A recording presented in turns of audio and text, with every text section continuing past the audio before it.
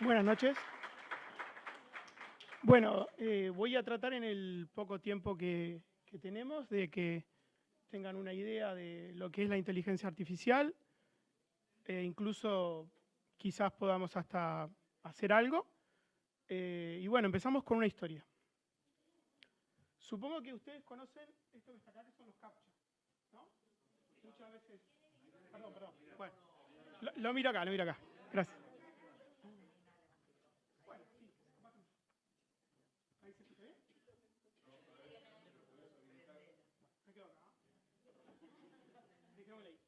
Lo veo acá. Bueno, supongo que todos conocen los CAPTCHA. Esos pequeños dibujitos, digamos, que muchas veces nos dicen algo tan loco como yo no soy un robot. Son letras, son señales de tráfico. Bueno, los CAPTCHA... Pablo, si tenemos los medios, vamos a usarlos. Bueno, los CAPTCHA los inventó este muchacho bastante joven, que es de origen guatemalteco, y él los inventó en la Universidad de Carnegie en el año 2000.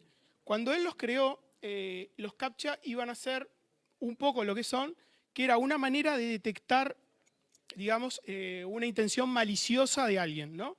Intentar comprobar si era un humano o era un software que estaba intentando entrar a una página.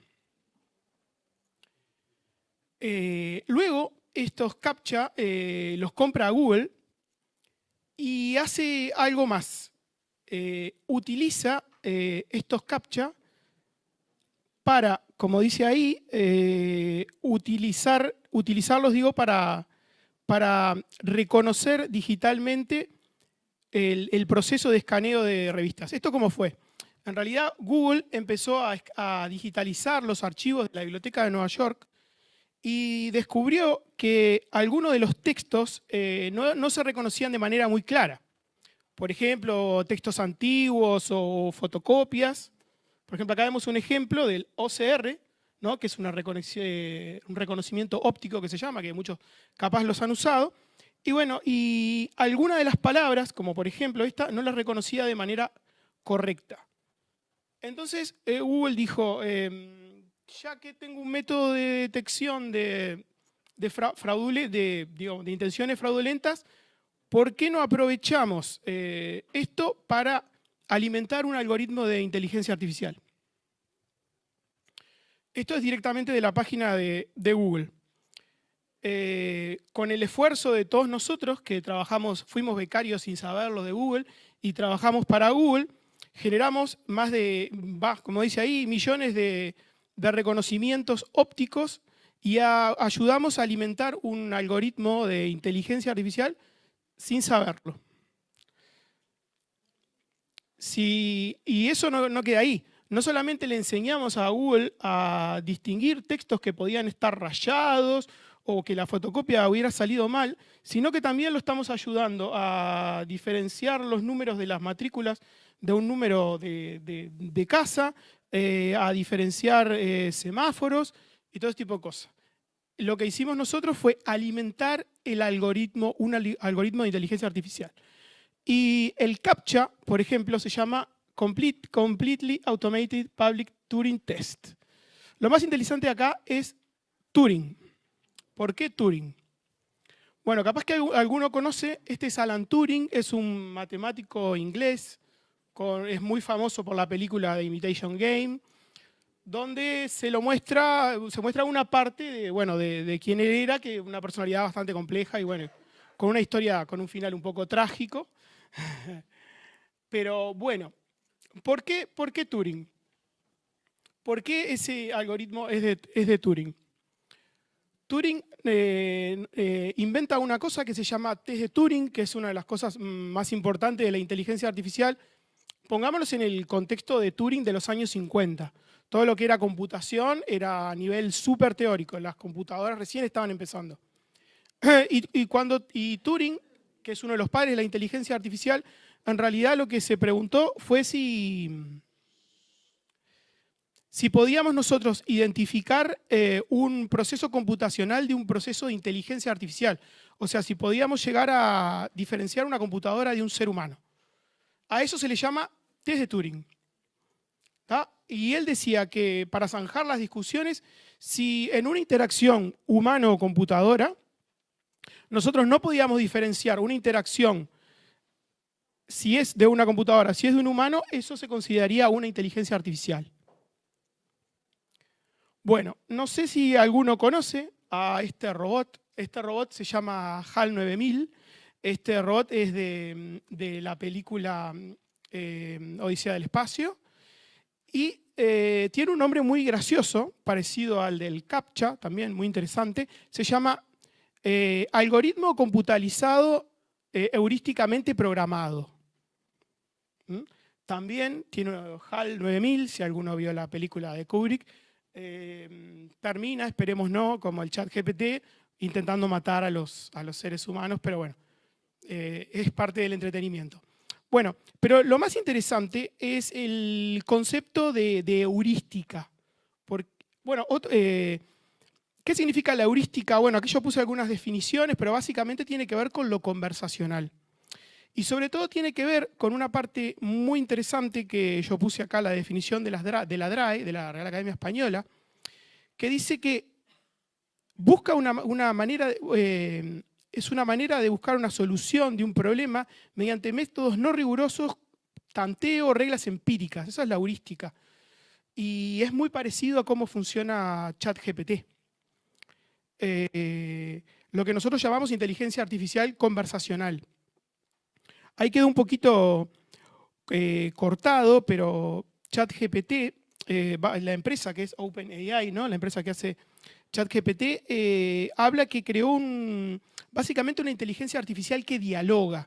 Y es importante acá el concepto de heurística porque ahí nosotros vamos a entender que la inteligencia artificial debe ser alimentada. No, como nosotros vimos antes que nosotros alimentamos el algoritmo de Google, o sea, lo perfeccionamos, le enseñamos a detectar palabras, le enseñamos a detectar las direcciones, le enseñamos a detectar un semáforo. La inteligencia artificial conversacional necesita ser alimentada y retroalimentada. El robot HAL, increíblemente, lo creó uno de los padres de la inteligencia artificial también, ya mucho más contemporáneo y más relacionado directamente con los primeros libros que ya hablan de inteligencia artificial, porque básicamente antes se hablaba de interacción humano-computadora. En los años 50 la preocupación más grande era cómo el ser humano iba a interactuar con la computadora. Piensen que no había, era teclado, no había manera de comunicarse por voz. Pero bueno, Marvin Minsky, que creó el robot HAL, y que también participó en Jurassic Park, graciosamente otra película que termina con consecuencias bastante malas para los humanos del uso de la tecnología. Bueno, nos dice, una computadora puede hacer en algún sentido solo lo que se le dice que haga. Pero incluso cuando no sabemos cómo resolver un cierto problema, podríamos programar una máquina para buscar a través de un gran espacio de intentos de solución. Es interesante que este libro de Minsky, que se llama Pasos hacia la inteligencia artificial, ya en 1961, ya hablaba de que la inteligencia artificial necesitaba ser alimentada, que era algo discursivo. Me encanta el silencio que hay. Bueno, y una de las cosas que dice ya Minsky, que no sé si tenía la máquina del tiempo o qué, pero habla de procesos ineficientes con técnicas de reconocimiento de patrones y algoritmos. Bueno, yo marqué en rojo los conceptos que son importantes para después los ejemplos que yo voy a dar. Obviamente el algoritmo, todos sabemos, conocemos el algoritmo o los algoritmos, pero básicamente el algoritmo es una fórmula, no es ni más ni que eso. Como dice la DRAE, es un conjunto de operaciones que permiten un resultado, obtener un resultado. Y otra cosa que es importante es el tema del reconocimiento de patrones. ¿Qué significa el reconocimiento de patrones? Lo que nosotros hicimos con el CAPTCHA de Google es enseñarle a Google que un 6 con una raya también puede ser un 6. Entonces el próximo 6 con una raya que detecte Google lo va a detectar directamente como un 6. No es necesario que nosotros sigamos alimentando el algoritmo continuamente. Bueno, Esto, nos fuimos un poquito para atrás, pero para entender otros conceptos. Este señor se llama Charles Babbage y él en 1837 creó la famosa máquina analítica, que digamos que es una calculadora gigante. Básicamente ni siquiera teníamos computadoras en este momento. Era una calculadora que básicamente mediante sumas y restas, iteraciones la palabra, no me sale cómo se dice, iteradamente, bueno, haciendo iteraciones, que es el proceso recursivo que usamos en programación, con varias sumas se puede hacer una multiplicación, con lo mismo con las restas, la división, y bueno, y esta máquina era capaz de realizar fórmulas matemáticas, cálculos matemáticos. Por eso es tan importante. Bueno, y ya van a saber cómo se une todo esto. ¿Alguien sabe lo que es esto? Esto es un telar. ¿Está? Estos son las tarjetas que le inventó el señor acá, Jacquard, que esto básicamente Jacquard se inspiró en las cajitas de música. No sé si alguna vez vio una cajita de música que tiene como unos pequeños pinchitos y eso produce un sonido. Bueno, entonces Jacquard lo que quería hacer era automatizar el proceso de generar alfombras y tejidos con patrones complejos. Entonces lo que hizo Jacquard fue que estos agujeritos de acá, por estos agujeritos pasaba una aguja y por este obviamente no. Esto es muy importante porque, no sé si alguna vez escucharon hablar del código binario, pero el código binario, que es la base de toda la computación, son ceros y unos. Y esto, crea o no, es muy parecido, no sé si alguno capaz de muchos años vio una computadora de las antiguas, las primeras computadoras se alimentaban con las famosas tarjetas perforadas. Bueno, para que tengan una idea de la evolución, cerca de 200 años se demoró en llegar de Jacquard a las tarjetas perforadas. Bueno, así que aquí tenemos otra cosa. Tenemos un patrón, ¿tá? Que la palabra patrón, aunque pueda parecer algo muy nuevo, viene de acá, de la tela. Cuando una persona te dice, esta tela tiene un patrón o este tapiz tiene un patrón, esto viene de acá.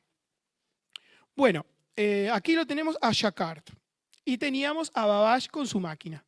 Y acá tenemos a, que no sé si la conocen, pero bueno, una de las ídolas de todos los programadores, la primera programadora, la señora Ada Lovelace, que es hija legítima de Lord Byron.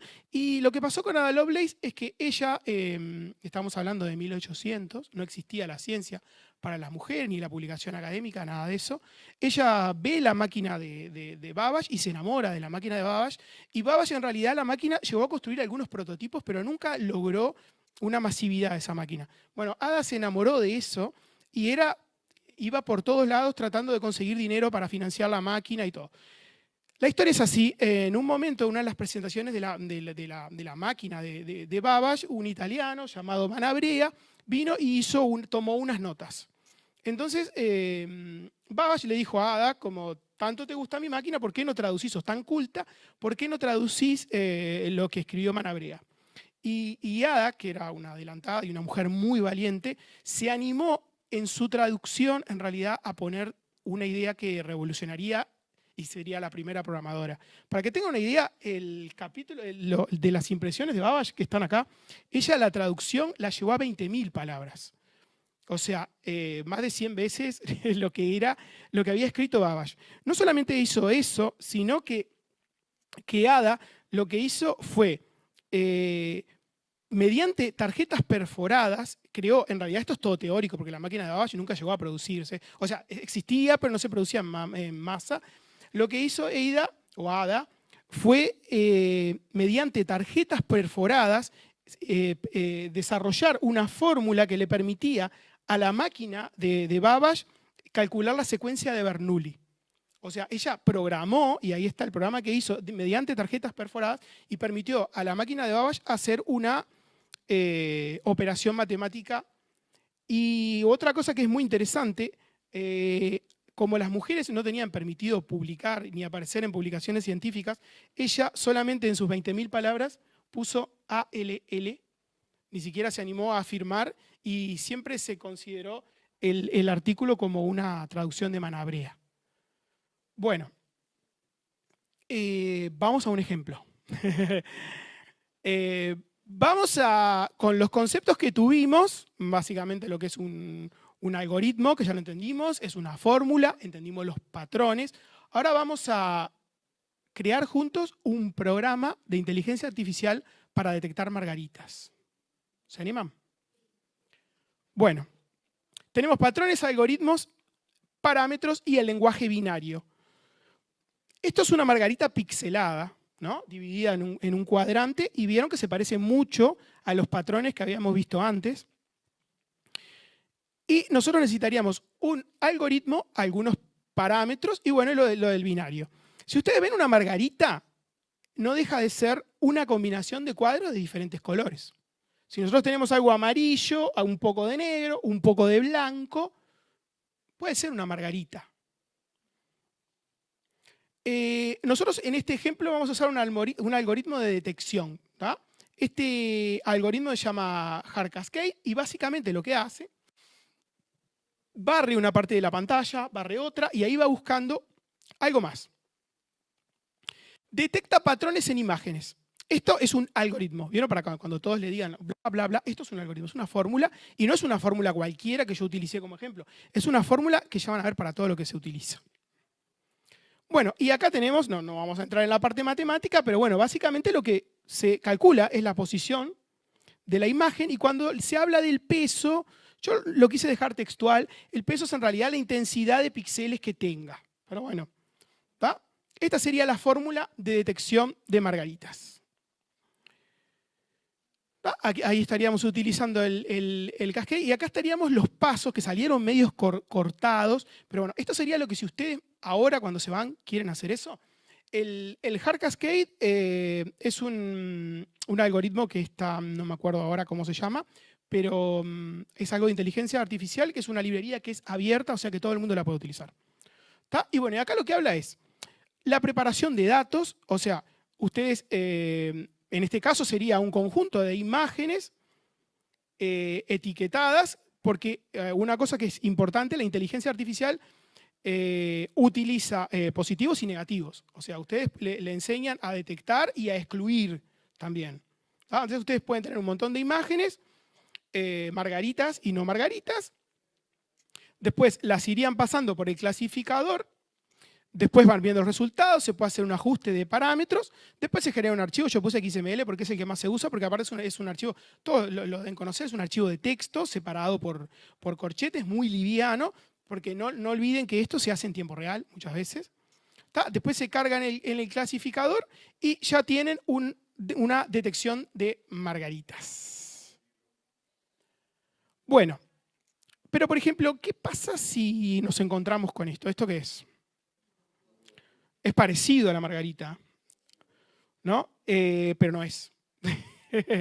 Y acá viene lo que se llaman las redes neuronales, que yo voy a hacer una pequeña introducción y tomen esto porque hablar de redes neuronales y tratar de explicarlo en unos minutos no es tan simple. Pero bueno, digamos una cosa. Nosotros tenemos un cerebro que fue moldeado, digamos, por la evolución durante millones de años, ¿no? Nuestro cerebro está preparado para hacer determinadas tareas. Entonces, imagínense que a mi cerebro yo le quiero enseñar a jugar al fútbol. Entonces, mi cerebro dice, tenés que correr. Bien, entonces utilicemos la parte del cerebro que la tenemos desarrollada hace millones de años, que es correr cuando vemos a alguien que nos ataca. Y después también tenés que patear. Y bueno, entonces para patear, utilicemos las conexiones neuronales que ya se usan para caminar. Por eso, ¿y qué significan las redes neuronales? Las redes neuronales, en realidad, lo que permiten es que un algoritmo aprenda incluso el método para hacer una cosa, o sea, reutiliza conexiones neuronales para aprender a hacer otra cosa. Y no solamente puede aprender a diferenciar un huevo frito de una margarita.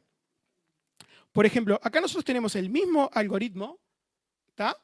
Que lo que hace es detecta que en este punto están los ojos, porque es fácil. ¿Se acuerdan cómo iba haciendo? Que iba barriendo, iba llegando y en ese punto le pone unos lentes. Y ustedes saben qué es esto. Estos son los filtros que ustedes usan en Instagram, los filtros que usan en Facebook. ¿Y cómo se hace? Simplemente con este algoritmo que ustedes vieron acá.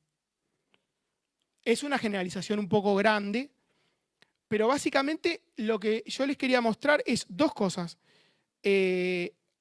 Cómo un mismo algoritmo de inteligencia artificial se puede reutilizar para hacer cosas diferentes. A diferencia de un programa informático tiene una función específica y la tiene que cumplir. Un algoritmo de inteligencia artificial está preparado para aprender y para modificarse y se pueden hacer diferentes cosas. Por eso a veces genera un poco de incertidumbre la inteligencia artificial, porque sí, realmente el algoritmo puede hacer cosas para las que no está creado, igual que HAL, igual que todos los robots que meten miedo de todas las películas de ciencia ficción. Bueno, hablemos un poco de las controversias que tiene la inteligencia artificial, el lado oscuro. Obviamente todos hemos escuchado hablar de la pérdida de empleos, de los problemas del plagio, de la pérdida de habilidades, o sea, de que los niños de ahora, porque tienen el ChatGPT, no van a ir a buscar en un diccionario, que ya no usan el diccionario tampoco. Pero bueno, escuchamos todo ese tipo de cosas, que hay personas no formadas realizando tareas, que programan los que no son programadores, la falta de interacción, que vamos a dejar de interactuar con otros seres humanos. Bueno, vamos a tratar de poner un poco de luz sobre todas estas controversias que son reales. Por ejemplo, este es un artículo de antes de ChatGPT y todo esto que salió en la revista Forbes, donde, por ejemplo, una de las cosas que explica este señor Schmelzer, que este artículo es muy interesante, pero después si lo quieren mirar, se llama Garbage In, Garbage Out. Esto es como un concepto muy importante en inteligencia artificial, que dice, si vos a un algoritmo lo alimentás con porquerías, el algoritmo no va a ser bueno nunca. Entonces, como vimos antes, la parte de curaduría que se le dice de los datos, o sea, con qué yo lo alimento, es muy importante para que el algoritmo sea efectivo. Y acuérdense que no es solamente alimentarlo no solamente con cosas que sean todas iguales, sino con cosas diferentes y con cosas variadas para que el algoritmo vaya aprendiendo. Pero bueno, acá básicamente lo que dice que el 80% del tiempo que se gasta en desarrollar un algoritmo es la preparación, y esa parte siempre se hace por humanos. Y por ejemplo, este muchacho que ha hecho mucho dinero, porque también está muy metido con la inteligencia artificial de OpenAI, por ejemplo, él emplea más de 240.000 personas. Ahí está el artículo de Forbes de hace poquito tiempo. Y otra cosa, estos son los datos de escolarización de la población mundial, desde 1870 hasta ahora. Y si ven esto, solo deja de incrementarse. Estamos en un mundo donde el conocimiento cada vez llega a más personas, sobre todo en lo que es Asia y África. En realidad estamos en una explosión de la sociedad del conocimiento. Y la sociedad del conocimiento tiene que ver con métodos de aprender, con métodos de hacer. Creo que todos los que estamos en el área académica sabemos que hace 10 años hablar de un postdoctorado era algo rarísimo. Y hoy las maestrías son algo común, los doctorados cada vez son algo más común. Y eso es porque estamos en la sociedad del conocimiento, porque cada vez hay más conocimiento, cada vez hay más gente que adquiere conocimiento, y en realidad estamos en un mundo que ni las bibliotecas de libros, ni los profesores, ni nadie en realidad puede dominar. Y que la única manera que tenemos nosotros de todas estas personas que están saliendo de secundaria en todo el mundo, contenerlas es con nuevas herramientas. Y las nuevas herramientas que tenemos son esas, que no significa que haya que dejar de usar los libros, ni que los profesores dejen de estar, pero todos sabemos que yo estoy acá parado y a su vez estoy por Zoom. O sea, tenemos las dos cosas. Somos, como me lo voy a decir más adelante, un ser humano en construcción. Somos un ser humano nuevo, con nuevas habilidades, con nuevas capacidades, y sobre todo se viene un mundo nuevo, diferente. Solamente piensen en la natalidad que tienen estos países que están creciendo de Asia y África. O sea, probablemente tengamos el doble y el triple de personas que hayan terminado secundaria y que hayan terminado la universidad. Acá pongo más datos. Esto era el promedio de estudio en 1950. Si lo ven, acá en Uruguay y en todos lados, era la escuela. O sea que esa era una sociedad que nosotros podíamos manejar con maestros, con libros de texto. Acuérdense del texto único. Si alguno llegó a usarlo, el texto único, era un único libro que vos utilizabas. Hay uno muy famoso del hermano Damasceno, muy rupturista, en el cual el hermano Damasceno, adentro de Tacuarembó, puso a Suiza, Bélgica y Holanda. Ese dibujo es muy famoso y de ahí viene todo el tema de la Suiza de América. Pero bueno, básicamente la escolarización que nosotros teníamos en los años 50 era menos de 6 años. en todo el mundo. Estos son, ahí está la fuente de los datos, y lo que se espera, bueno, en ese momento, es que en algunos lugares estamos, si lo ven, llegando a 25 años de escolarización. O sea, escuela, secundaria, grado y posgrado. ¿Y quién dice que no, que educación permanente, como estamos haciendo todos? Entonces, cuando a veces se dice, ¿qué nos va a traer la inteligencia artificial? Y yo creo que oportunidades de llegar. Porque realmente acá en Uruguay la matrícula, el egreso de secundaria nunca dejó de bajar, el ingreso a la universidad nunca dejó de bajar. Entonces tenemos que estar preparados y pensar qué le podemos dar. Y a veces, muchas veces encontramos con gente que dice, bueno, pero en mi época no usábamos calculadora, no usábamos computadora, usábamos la tabla de logaritmos, teníamos la regla con las tablas de multiplicar, no sé si alguna de las llegó a ver, pero bueno, lo que yo planteo es esto. Esas personas hoy que usaban las tablas de logaritmo y las reglas de multiplicar, ¿utilizarían las tablas de logaritmo y las reglas de multiplicar? ¿O usarían la computadora y el celular? Yo no creo, porque nadie hoy, ningún joven de hoy realmente dice, no, me voy a hacer el raro, voy a volver a la tabla de logaritmos en vez de la computadora. Entonces la pregunta es quiénes somos hoy. Y capaz que somos los supersónicos. Otra cosa muy interesante de los supersónicos es que los supersónicos eran la contraparte de los picapiedras, y cuando salen los supersónicos en realidad fue un fracaso, como casi todas las series de ciencia ficción, perdón, soy un poco nerd, como pasó con Star Trek, que en realidad Star Trek también la cancelan y después del éxito de Star Wars vuelve, pero bueno, básicamente es que no nos gusta demasiado el futuro, a menos que sean robots asesinos, como los de Odisea del Espacio. Y bueno, yo básicamente lo que quería dejar el concepto de que para mí el ser humano está en construcción, y que la construcción del ser humano tiene que ver con el desarrollo tecnológico, con los que somos, como decíamos antes, ¿no? ¿Somos los picapiedras o somos los supersónicos? En un momento en la informática se discutió mucho sobre las generaciones, si queríamos poner generación X, generación Y, y porque unos se apropiaban de una tecnología y otra, y hoy se dio vuelta. Hoy, por ejemplo, las redes sociales, ¿qué las usan los jóvenes solamente? No, las usa todo el mundo. Las usa el abuelo, las usamos todos. Entonces, realmente y la inteligencia artificial creo que va a pasar lo mismo. No es un tema generacional, sino que es un tema de si somos los Flintstones o si somos los supersónicos o de quién queremos ser. Y bueno, para terminar, no sé si fui rápido o fui lento, pero la realidad es que la baticomputadora existe y siempre existió, pero Alfred va a seguir estando.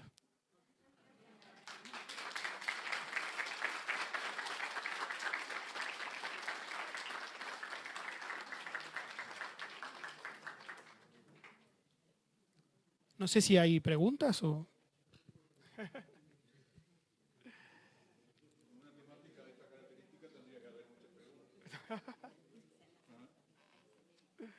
Indudablemente, ¿no? Con el tema este de tanto auge y trascendencia que está teniendo, que sin duda las consecuencias no son medibles, como es la parte de la inteligencia artificial.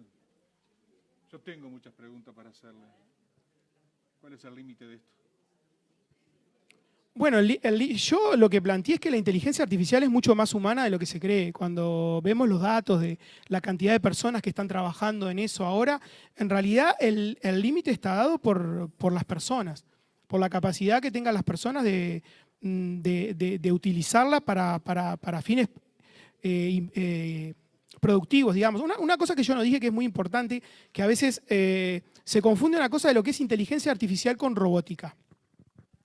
Y a veces nos cuesta entender por qué la inteligencia artificial tuvo un desarrollo tan grande y la robótica no tanto. ¿Por qué, por ejemplo, a Tesla le cuesta tanto hacer un auto que maneje solo y en realidad nosotros tenemos un robot, un chat GPT que programa, que crea poesías y que crea imágenes? En realidad tiene que ver con lo computacional y lo humano. La robótica básicamente lo que trata de hacer es replicar procesos humanos y mira al humano. ¿Qué significa? Si yo quiero hacer un robot que fabrique este vaso, me voy a tener que basar en un humano que lo fabrica o en una máquina que lo fabrica. Sin embargo, cuando ChatGPT en realidad lo que toma son modelos computacionales que ya están. Toma todos los datos que le damos nosotros a Google, como por ejemplo es esto, o las búsquedas que hacemos nosotros que ya están en una base de datos. O sea, un concepto que es importante es importante entender es que nosotros alimentamos ese algoritmo. La inteligencia artificial conversacional se está dando porque nosotros estamos chateando 24/7, estamos hablando con la computadora 24/7 y por eso hay un gran desarrollo de ese tipo. Y vos decís, ¿por qué los autos no vuelan? ¿Por qué esa parte de los supersónicos? ¿Por qué casi tenemos a Robotina y no tenemos al auto volador cuando yo lo que quiero es el auto volador? Porque nosotros, los seres humanos, marcamos ese camino. Ese es el camino. Con la pandemia nosotros demostramos que la cantidad de contenido multimedia que podemos consumir es ilimitada. En la pandemia aumentaron las plataformas de series, aumentaron las redes sociales. La gente dijo, bueno, alguno habrá ido a cocinar pan, pero la realidad es que se utilizaron mucho las redes sociales, las horas de trabajo son mucho mayores. Entonces, en realidad, como dije antes con el hermoso cuadro de Gurvich, que estaba ahí, somos un ser humano en construcción. Nosotros en realidad estamos decidiendo cómo va a ser el futuro con nuestro comportamiento. Y en realidad lo que nosotros estamos haciendo, estamos alimentando este algoritmo de manera impresionante y a la parte con el uso que tiene ChatGPT, que todo el mundo lo está utilizando, en realidad lo que estamos generando es espacio para más. Y ese más no es calculable por día. Y va a ser hasta donde la humanidad lo quiera llevar. Porque cargamos el algoritmo y si lo cargamos... Exactamente. Ya hoy por hoy se pueden ver videos de personas que nunca fueron hechos. Claro, bueno, en ese ejemplo, cuando dicen siempre eso, yo por ejemplo pongo el ejemplo de la fotografía.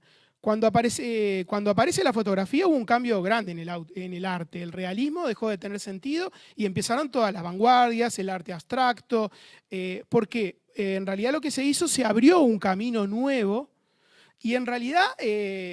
plagios y cosas falsas, yo me acuerdo cuando estudiaba literatura, está el falso Quijote, si alguno lo estudió, apenas salió la imprenta, lo primero que se hizo, se plagió el Quijote de otro autor, y el falso Quijote se vendía muchísimo, y por ejemplo también tuvimos la hija de la Celestina, que era de otro autor, y bueno, cuando tuvimos las herramientas para plagiar, los seres humanos siempre hemos plagiado. O sea, no es una cosa nueva, siempre se utilizó. Se habló de la fotocopiadora en su momento, y yo creo que también una de las cosas que pasa es que uno va aprendiendo, el ojo se va adaptando. Por ejemplo, cuando nosotros veíamos el tema de los filtros, al principio uno podía ver un filtro y decir, uy, qué bueno, qué bien se ve esa persona. Y hoy capaz que acostumbraste al ojo al filtro y decís, oh, mirá, ahí está el filtro que se puso. Entonces, repito, el ser humano está en construcción. Creatividad permanente. Exacto. La ventana de Overton. Y más humanos que nunca. Muchísimas gracias a Pablo, un fuerte aplauso para él. Le vamos a pedir que nos firme el libro de honor de AUSIP.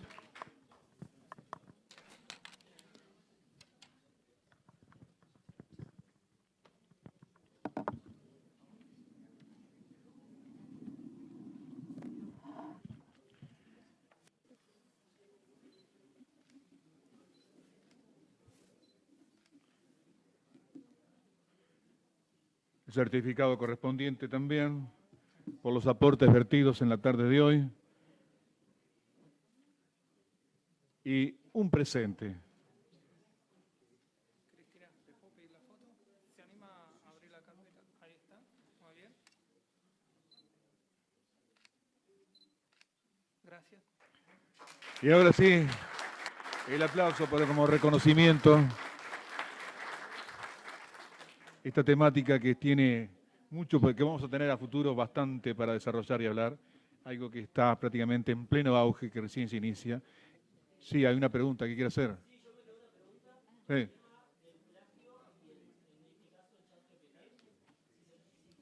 Una pregunta, Pablo, ¿viste? Ahí sí la puedes escuchar. Ahí está, sobre el plagio del chat. A ver, ¿cómo es? Sí.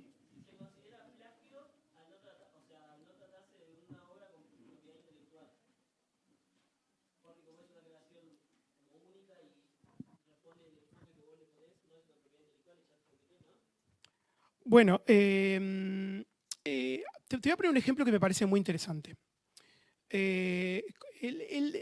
Primero hay que tener una cosa clara, que los temas legales son muy vidriosos porque los temas legales dependen de la soberanía del país. O sea, cosas que no son legales en un país, o sea, en un país algo puede ser plagio que en otro país no lo sea. Entonces, decir que algo es plagio, siempre tenés que dar entender el contexto en que se considera plagio. Las leyes de derecho de autor son diferentes en diferentes países. Por ejemplo, una obra de Feliberto Hernández, por ejemplo, en Argentina, lo que publicó en Argentina es de dominio público, y acá en Uruguay no, porque tenemos diferentes leyes de derecho de autor. Yo te voy a poner un ejemplo que me parece interesante, que es el ejemplo de la música. ¿Está? La música es muy difícil de ponerle un copyright. Es muy difícil todos los juicios por plagio de música, porque, por ejemplo, si yo digo esto, eso es un patrón musical, es un ritmo, pero eso, por ejemplo, no se puede licenciar. Eso viene de la humanidad. Tampoco se puede licenciar un acorde ni una nota. Entonces es muy difícil licenciar una combinación de notas y acordes. En realidad, cuando se habla de plagio en la música, por ejemplo, tiene que ser una obra y tiene que ser la música, los coros, la letra y hasta a veces el contexto en que eso se da. Yo creo que vamos por el camino de la música. Yo no soy muy partidario del derecho de autor, creo que todos nos inspiramos en todo. Yo esto que traje acá, estudié, leí y lo armé y lo traje. No es que yo lo creé de cero y creo que nadie crea nada de cero. Creo que todos cuando estudiamos nos vamos para atrás, para atrás, para atrás y siempre encontramos a alguien que hizo algo antes. Creo que me va a volver un poco repetitivo, pero creo que el concepto del plagio con respecto a la inteligencia artificial también va a ir cambiando. Y creo que nos vamos a hacer un poco más flexibles y creo que cuanto más cosa hay, cuanto más oferta, ya sea por todo tipo de creadores, es más beneficioso para la humanidad. Después, cómo esos creadores cobren, eso va a depender de las leyes de cada país. Lamentablemente en distintos países es diferente. Hoy, por algo, ningún artista saca un CD. Directamente sacan temas, o sacan videos, o hacen conciertos. Y eso no es que ni el CD estuviera bien, ni que el video de YouTube esté mal. Es simplemente que hay un cambio.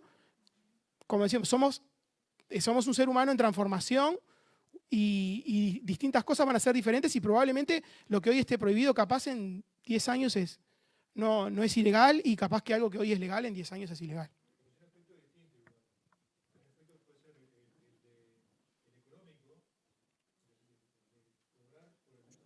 Sí, sí.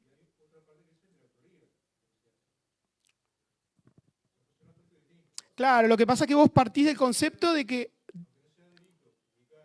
Claro.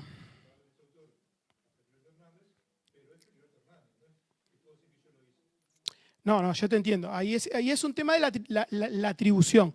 Pero yo a lo que voy es que cuando vos decís, yo soy el autor de algo, es algo vidrioso en muchas situaciones.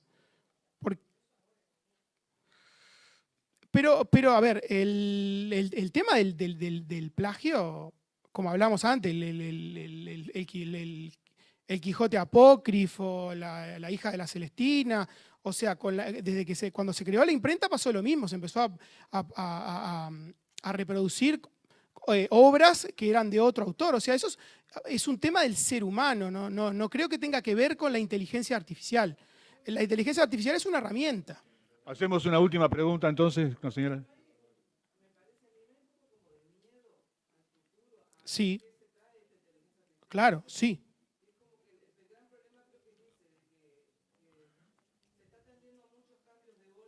Sí.